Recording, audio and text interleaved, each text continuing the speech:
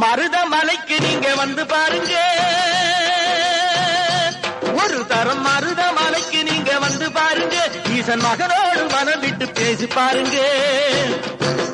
மருதமலைக்கு நீங்க வந்து பாருங்க, ஈசன் மகனோடு மனம் விட்டு பேசி பாருங்க. தீராத வினைகள் எல்லாம் தீர்ந்து போகுங்க, சத்தியமா சொல்லுறேன், தீராத வினைகள் எல்லாம் தீர்ந்து போகுங்க. அது தீராவிட்டால் வந்து என்னை கேளுங்க, அது தீரா